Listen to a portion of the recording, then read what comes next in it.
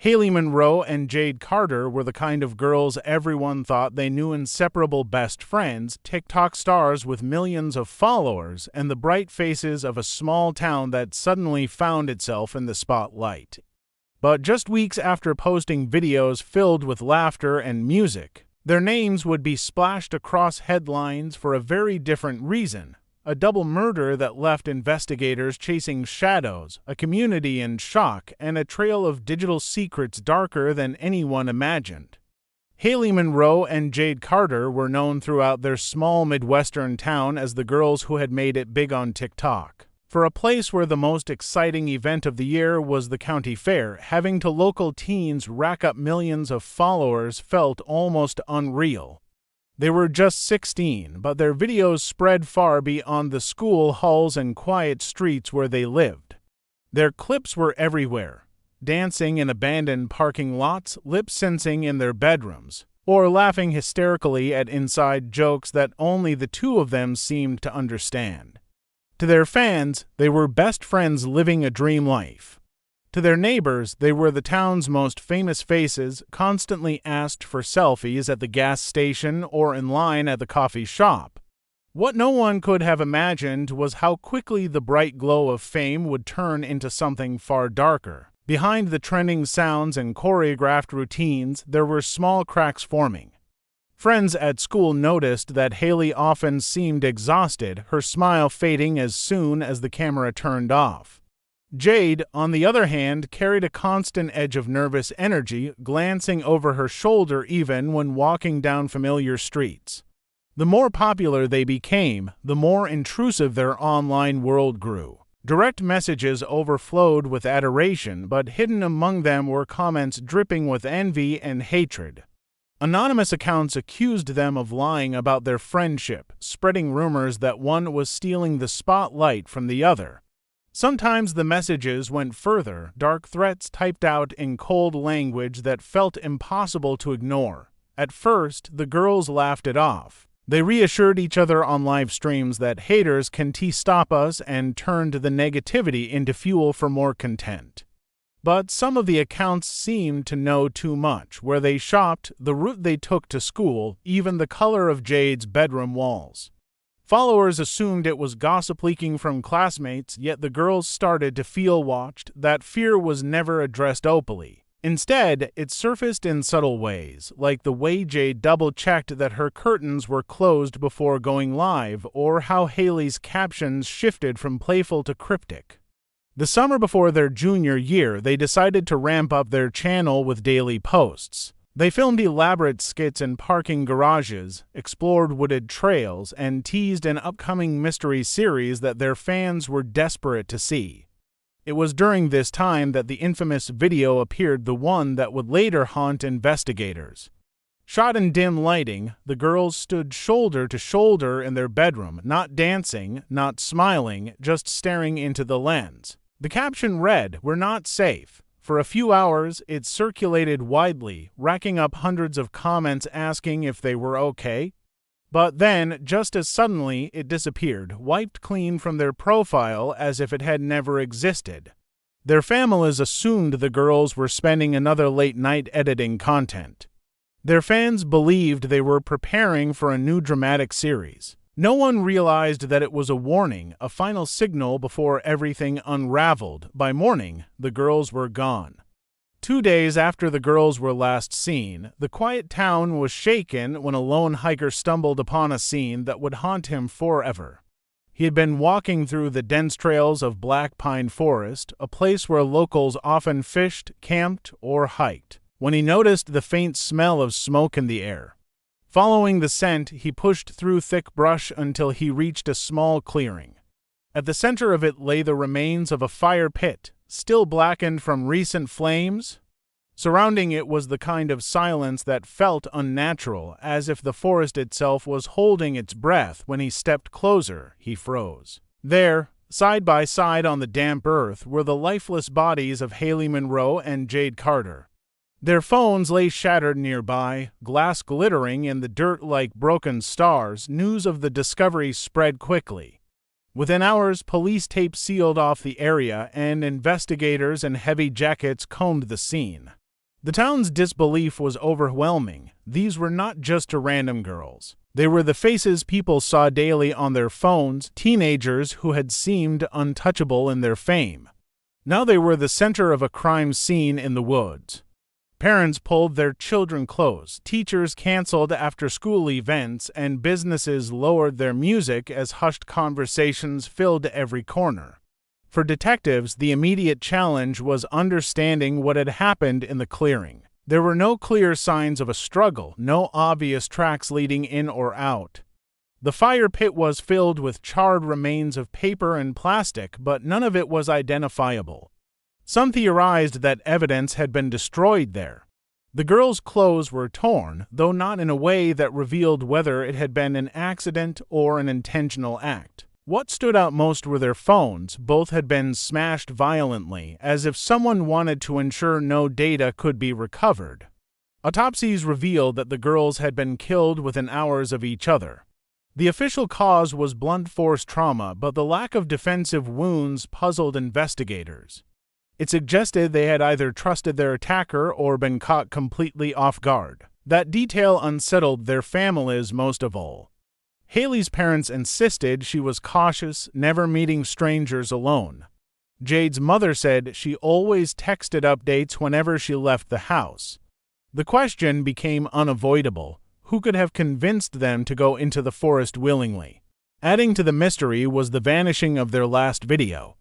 Detectives confirmed through TikTok's internal data that the cryptic clip reading "We re not safe" had indeed been posted, but someone had deleted it shortly afterward. Neither girl's login credentials had been used from their personal devices. The deletion came from another location entirely, traced back to a public Wi-Fi network at a gas station miles away. This discovery raised unsettling possibilities.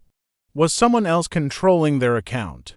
And if so, had that person been with them in the forest the night they died? The town reeled as speculation spread. Some believed it was the work of a jealous peer, others whispered about stalkers who had followed them online for months. With no answers and only fragments of clues, the forest became a place of fear. Parents forbade their children from entering it, and police patrols increased in the area. Yet, for all the searching, the motive and identity of the killer remained hidden, leaving the community on edge and investigators racing against time. Detectives knew that if the crime scene couldn't give them answers, the girls' digital lives might. Both Hailey and Jade had left behind a trail of activity stretching across social media platforms, direct messages, and cloud storage. Every post, every like, every private exchange became a potential clue. A team of cyber investigators was brought in to sift through thousands of files, and what they uncovered suggested that the girls had been under pressure long before their disappearance. Their TikTok account had thousands of supportive comments, but hidden among the praise were accounts that repeated a disturbing pattern. The same phrases appeared again and again, typed from different usernames: "Stop posting," "This isn't for you," "Time's running out." Most of these accounts had no profile pictures, no followers, and had been created within days of each other. Out of the swarm, one username appeared more than any other: Watcher_09. This account had been messaging the girls directly, sometimes multiple times a day, sometimes in the middle of the night. The language was chillingly consistent. It wasn't just taunting, it was demanding silence. Tracing the source became the next priority. Investigators expected it to lead to a personal phone or private network, but the IP data revealed something stranger. The activity tied back to a computer in the local high school's lab, a space used by dozens of students each week. Security footage showed a steady flow of teenagers in and out of the room, making it impossible to isolate a single suspect at first glance. What stood out was a specific login timestamp. On the very night Hailey and Jade vanished, someone had accessed one of the lab computers under a generic guest account. The screen records later showed a brief session on TikTok, a quick login to the Watcher_09 account, and then an abrupt shutdown. This revelation sent shockwaves through the investigation. If the threats had come from within the school, it meant the girls may have known their tormentor personally. Detectives began conducting interviews with classmates and teachers, carefully watching for inconsistencies in their stories. Some students admitted the girls had confided in them about creepy messages, while others brushed it off as overblown gossip. The truth was difficult to separate from rumors in a high school where everyone wanted to be part of the story. Adding to the unease was a discovery on Jade's laptop. Hidden in a folder labeled drafts were screenshots of threatening messages. She had saved them, perhaps intending to show someone or to document the harassment. The most recent screenshot was from Watcher_09, time-stamped just hours before she was last seen alive. The message read, "Tonight it ends. Despite the breakthrough, the investigation faced another complication." Multiple fingerprints were lifted from the computer lab keyboards, but nearly all belonged to students who admitted using them. No single print tied directly to the account. Investigators suspected the killer had worn gloves or cleaned up carefully. The certainty that someone close to the girls had been taunting them under an anonymous mask only heightened the urgency. Each digital clue hinted at a stalker who knew the girls well, someone comfortable enough in their surroundings to hide in plain sight. The screen had become the first window into the mind of a murderer, but the full picture was still hidden in the shadows. Weeks passed with mounting frustration. The investigation seemed to loop in circles, and the community grew restless, demanding answers that never came. Then, in what would become the turning point of the case, a maintenance worker at the high school made a startling discovery. While replacing ceiling tiles in the library, he found a small box hidden in the crawl space. Inside was a portable hard drive wrapped in duct tape, coated in dust as if someone had hoped it would never be found. When detectives connected the hard drive to a secure workstation, they were unprepared for what it contained. The folders were organized meticulously, labeled by date and subject. Within them were hours of secretly recorded footage from inside the school. Students walking the halls, teachers lecturing, even grainy clips of private conversations in classrooms.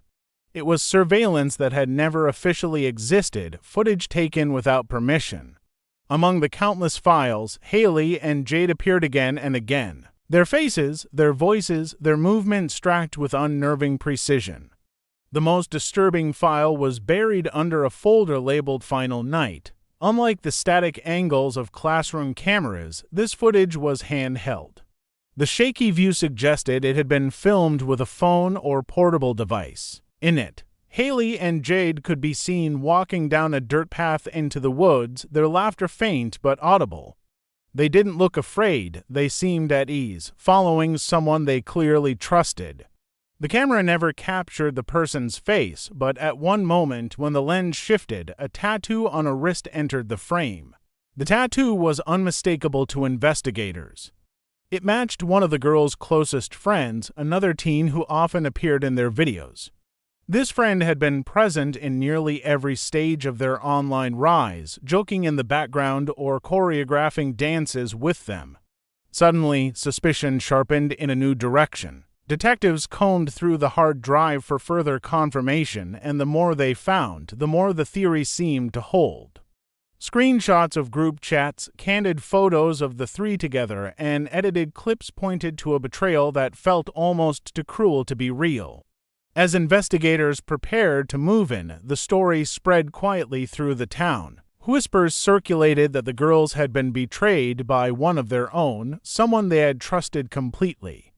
The families, already shattered by grief, now faced the possibility that the killer had shared meals with them, had laughed with them, had been welcomed into their homes. The betrayal narrative began to dominate every conversation, overshadowing other possibilities. Still, certain details didn't sit right. The footage was almost too convenient, the tattoo lingering in the frame long enough to be noticed. Detectives who had seen dozens of staged recordings wondered if they were being guided toward a conclusion rather than uncovering it naturally. Yet the hard drive felt undeniable, a treasure chest of evidence pointing directly at one suspect. With the town clamoring for justice and the families desperate for closure, investigators pressed forward, not realizing that the most shocking revelation was still hidden within the drive's encrypted folders.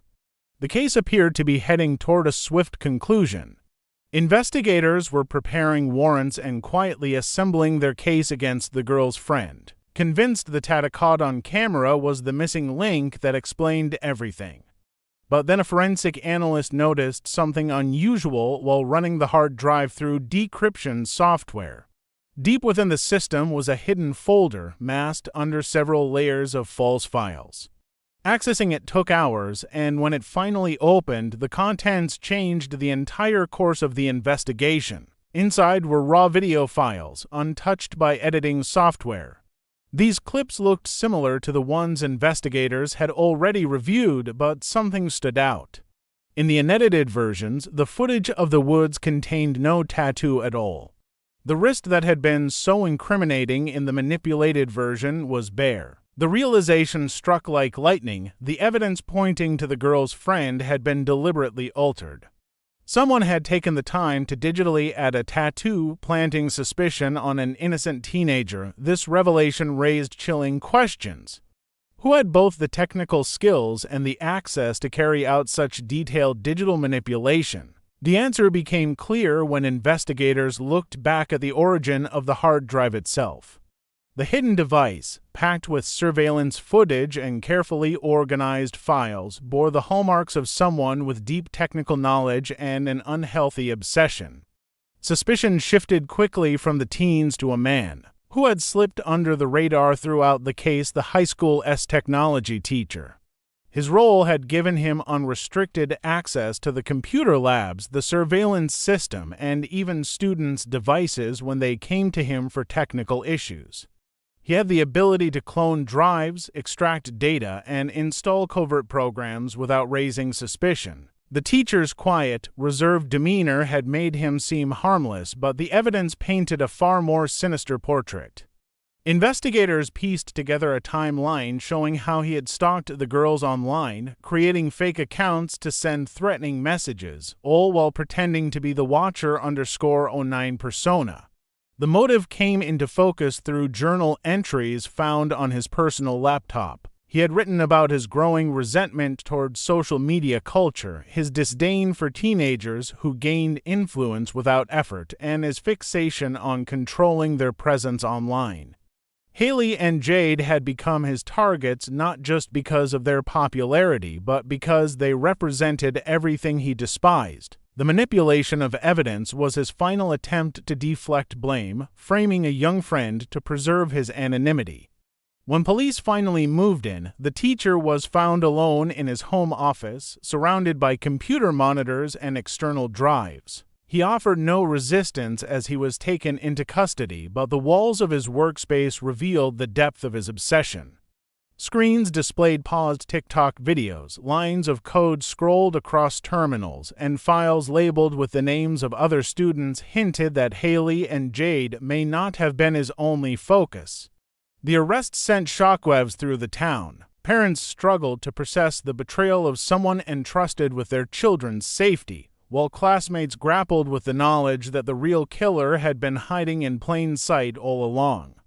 Forensic experts testified that the bombshell evidence, the unedited raw files buried deep within the hard drive, was what ultimately unraveled the deception. Without those hidden clips, the truth might never have surfaced. The case closed with the teacher sentenced to life in prison, but the scars on the community remained. Hailey and Jade's story became a grim reminder of how quickly admiration can turn into obsession, and how danger sometimes comes not from strangers in the shadows, but from those standing closest, waiting for the chance to step across the line.